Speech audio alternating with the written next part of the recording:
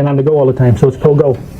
I always felt that service community and community service to others, you know, in my religious background, I felt if you serve other people, it'll come back to serve you.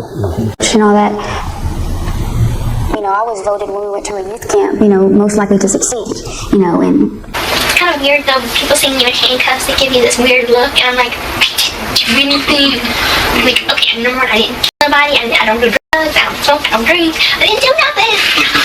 I'm a good girl. Hi, welcome to the channel. Welcome back if you're a current subscriber. Today I'm just doing this premiere with some short clips of known psychopaths and how they take power and control, how they embody that, and how they express that non-verbally. So there are a few clips here, and then I also want to discuss some things about Ken Uger. I'm also not showing my face, of course, in this. I do have a little bit of swelling in my face from dental issues I've discussed in a community post. For that reason, I'm not showing my face. So let's get started. The same thing with the victims. I've looked at all of, I don't know if you notice, we got pictures of every one of the victims here. And believe it or not, for the last 12 years, I've studied these photos of the victims. And there is no, we have a shot of all of the victims together here. And when you look over at the photos, I have no recollection of any of them. Never met them. So here we have an interview from a platform called Peacock from John Wayne Gacy, and this is John Wayne Gacy, of course, looking at the photos of victims. He even refers to them as victims at one point, but his glabella furrow is downwards when he says the word victim. Some aversion to that, perhaps. Now, typically with psychopaths, they do have an aversion to the word victim, and you'll see this with Erin Caffey and other known psychopaths who have ended the lives of several people. They have this aversion to the word victim, and this is more about control typically, because everything they do is about power and control. They love that. That makes them feel so euphoric. And what we see here is very much that aversion to the word victim. But then when he says he never met him, when in reference to these victims, you see the mouth tug a bit.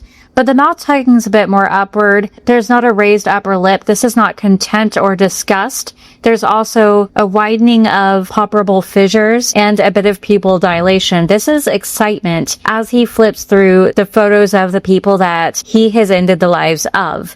So this is just one example of many of a psychopath exhibiting more excitement, not anxiety, though it can come off as anxiety, it can come off as contempt, and it can be difficult to tell. But when it comes to contempt, it wouldn't be more upward with the lip tugging. The upper lip itself would be raised a bit more. It wouldn't be thin the way it is now, which is a containment of emotions and feelings, most likely in a more positive tonality, because there is that widening of palpable fissure around his eyes there, some pupil dilation. This exhibits more excitement than contempt or anxiety. That's just simply not the case, is it? Are you a victim here? No. Did you mastermind this crime? Were you the motivating force behind this happening? If not the motivating force, a motivating force. I'll probably add fuel to the fire. You wanted them dead. So this clip is Erin Caffey's interview with Dr. Phil, and in it he brings up victimhood, and there is some aversion there, some eye blocking, closing her eyes for elongated period of time, not typical of a blink, which would be more rapid. So some aversion to the word victimhood, and this is more typical of psychopaths because, again, they love power and control. They don't like the word victimhood. And then, interestingly, she uses the verbiage, added fuel to the fire. Now, in Erin Caffey's case, the house was lit on fire after the victims were, I believe, shot and killed. So it's pretty interesting that she says those words. She doesn't shy away from that. There's no aversion to that particular bit. There's also no lowering of palpable fissures around the eyes, no drooping of features, no negative tonality around this bit of information. That indicates there's no remorse, there's no sadness. This wasn't something she felt she needed to do out of defense. And then Dr. Phil says the words, you wanted your family dead, didn't you? You wanted them dead. And there's a mouth shrug there. Again, pretty interesting. We don't typically see that with someone who had to commit a crime to this extent out of self-defense, out of necessity. This is more typical of someone who did this, of course, and they're excited about it, they're happy about it, they're relieved about it, or they just are indifferent, they have zero remorse. My evil would just happen to come out because of the circumstances of what I was doing. Now we're seeing Eileen Wuornos. And yet again, what we're seeing is positive tonality. We're not seeing a drooping of features. We're not seeing vertical lines. We're seeing what appears to be excitement. Typically, when someone has tongue jutting or lip licking behaviors, it's excitement. It's anxiety. What we're seeing here is excitement. There are no indications of anxiety, no self-grooming behaviors that indicate this is someone who just cares about her appearance. And then the verbiage she's using confirms that when she says, my evil. And you see what becomes a smile across her face, some excitement around this before lip licking. She has no remorse, very apparently. But what we typically see with psychopaths in regards to evil, good, and bad is that they will categorize this. They will say their victims are bad, their victims are evil, and they are good. And they'll put that categorization, that label on other people as opposed to themselves. Eileen, however, does not shy away from this. She says, my evil, and then you see the smile appear, this excitement around this, her feeling powerful perhaps around being evil, having control and power over people. And this also comes after she discusses self-defense. There was no self-defense. She doesn't say, I wasn't defending myself, or they weren't defending themselves. There was no self-defense. And you see that positive tonality also on her face. The smile began to creep back up on her face around that point. And again, excitement around that. These people were weak to her in some manner, inferior to her in some manner. There's no remorse, no guilt, no shame. Her chin's not down, covering that vulnerable part of her body, her neck area. She's not exhibiting any signs of remorse around this, of course. Now, Eileen has had a very, very disturbed past, a very disturbed history that would make her the type of person she is, the psychopath she is, because of so much trauma that would be difficult to even go into. There's just so much there, and it has caused her to be the person she is today, where evil isn't a bad thing to her. She doesn't shy away from that, and she admits she is evil, and she's happy about it. She has this power over people that perhaps she did not feel as a child, especially given the kinds of things that were done to her and around her. She didn't feel that power that she is now taken back in a way that's very destructive. And that's typical of psychopaths, but they normally shy away from calling themselves evil, from calling themselves bad. They will put themselves in a position of power non-verbally, but verbally they often say they are a victim of something, a victim of society, of politics, of other people in their lives. But there's some aversion to that at the same time non-verbally, usually when they're discussing victimhood. Now, Eileen here doesn't discuss victimhood at all in this instance, in this clip. She's not discussing her being a victim, perhaps, or her being weak in any way. She's discussing the opposite, her being in power, and this brings her some excitement. Did some international interviews last night, and one of the questions was like, how do you feel now that you're getting all this attention? But you're a murderer. Oh, so, she just flat out said it was. Now, this is the Gypsy Rose interview with the Vile Files, Nick Vile. I've done a more thorough body language analysis on that on my channel here, but in this particular clip, I wanted to go over how Gypsy actually does not shy away from the word murder. She actually says that outright. When people are feeling guilty, they will have some aversions and distancing language to these kinds of extreme words. But when it comes to psychopaths, they don't feel guilt and shame the way that we do. So they might not shy away from those words. They might not distance themselves from those words, tend to distance themselves more from people, from this attachment to people who may have been their victim, may have been someone that they don't feel fond of. To see this positive tonality, the lifting of the upper lip, but not in content. It's not a raise of the upper lip very slightly. It's not a micro expression of content there. It's not a tugging of the lip sideways in contempt there. Again, just like John Wayne Gacy, what we see here is a positive tonality around being the murderer, doing this heinous crime that we would typically be more disgusted, more in contempt of, or more remorseful of. Again, we're not seeing the drooping of features, the negative tonality around this. We're not seeing the glabella furrow inward and downward that we see typically when she discusses her mother. When she discusses people she's not fond of, we see the downward glabella furrowing and we don't see the positive tonality that we are seeing here. So that was pretty interesting and more typical of a psychopath. Route 234.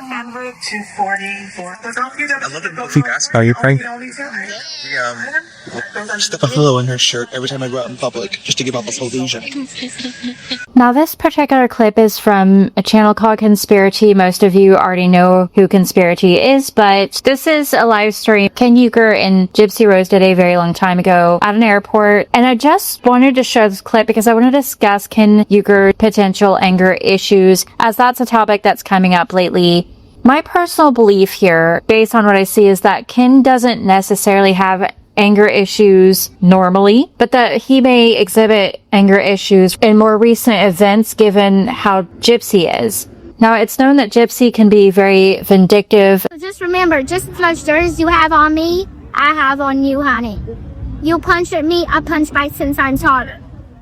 And people who are vindictive will punish you for a lot of things. For Gypsy, most likely finding his ex-girlfriend's hairbrush, something he might have said, something that made her look bad, something that she wanted him to do, because there are clips of him leaving her on the bed, leaving her in places, and she may feel some sort of bruise to the narcissistic ego or just some shame and embarrassment around that she now feels she has to punish him for. And she's not going to do that live online fully. So what we see instead is more Ken's side of things. This is just, again, my personal belief, because he doesn't exhibit that anger around other people. Something that narcissists and sociopaths will do is pick at their target, pick at the people they want to punish. They will say things that are seemingly harmless to other people that wouldn't make sense for someone to be angry about, and cause the target of their punishment to look as if they're constantly angry, that they have issues, that they're not mentally stable. And there is some controversy there, some conversation about how Ken isn't mentally stable because he's with Gypsy, and we know what kind of person Gypsy is. And Gypsy didn't look like an adult when she was arrested, and he wrote to her around that time. So that's very possible that he's not mentally stable for that reason. He's not mentally healthy for that reason. There are some issues there, most likely dating back to his childhood trauma that he most likely has. But I don't want to go into that right now. I just want to discuss how his seeming anger issues aren't around just anything and everything for no reason, most likely. That this is all part of Gypsy's plan to make him seem like an angry, abusive person, as she's tried to make literally everyone else in her life seem angry and abusive. This is evidence for her to say, see how angry he always was. And now people are bringing up, namely other creators, and I'm not saying this to slander them or say that they're saying anything negative about them in any way, but that now it's this controversy among other YouTube creators and TikTok creators that Ken may have some anger issues. And I'm not saying that he doesn't, but that those seeming anger issues didn't come out of nowhere and are more likely because he's being poked and prodded verbally and non-verbally offline behind the scenes by someone who is historically very vindictive, who always feels the need to punish and embarrass other people, such as Ryan. Look at what she did with her recent video that was supposed to be an apology to Ryan, but was so apparently manipulative that it didn't take a lot to see what she was doing there. The amount of gaslighting and manipulating that she was doing there, that she was embarrassing Ryan, that she had embarrassed Ryan historically, and that she is not the victim of anything. And that's typical of abuse. That's typical of people who are narcissistic or sociopathic, and those kinds of people will poke and prod verbally and non-verbally to cause someone else to look crazy, to make sure that there's a smear campaign around someone that did something to them that they feel was betrayal, abandonment, and hurt them in some way. I very much believe that that's what we're seeing here, and not just someone who's a loose cannon, someone who flies off the handle for no reason, someone who gets angry at the gas station pump and is impatient for those reasons. He also most likely has anxiety, which sociopaths and psychopaths don't typically experience anxiety the way that we do. People who are narcissistic are also frequently more confident in their abilities to do things and can be less anxious for that reason. I'm not saying narcissists don't experience anxiety. but that Ken exhibits anxiety to a level that I would not expect of someone who's a sociopath or a narcissist, and that the anger issues that we are seeing aren't anger issues because he's mentally unstable for no apparent reason, but that Gypsy is manipulative. In fact, the very day that she says she's 3 centimeters dilated and he has to rush to the hospital, it's interesting to me, with how manipulative she is especially, that this came around Mia's graduation, that the appointment was that very day of Mia's graduation, that she did not move that appointment, and that she also did not allow Ken to be there at that specific appointment. Allegedly because it would be a very intrusive appointment, a very invasive appointment. But labor itself is. Everything around conceiving and giving birth to a baby is invasive. So it does not make sense for him to not be at that specific appointment for that reason.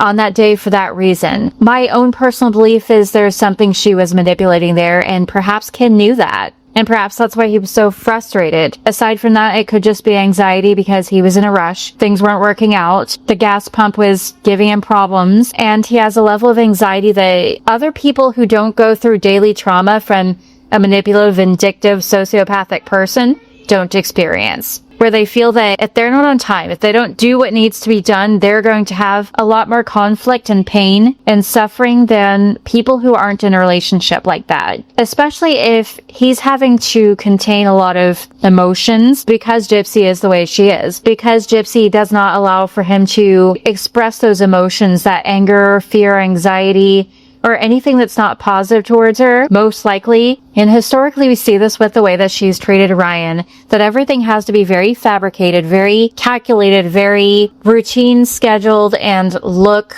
good online for her specifically. It all has to look a specific way for her. And if anyone falls out of line, it's a betrayal, an abandonment. They fail her loyalty test. And to have to constantly repress those emotions in front of the camera or around Gypsy because things have to go her way can cause these anger issues, can cause what looks like anger issues. So while he may look like an explosive person, someone who has these issues seemingly out of nowhere, that looks mentally unstable, it all is for a reason.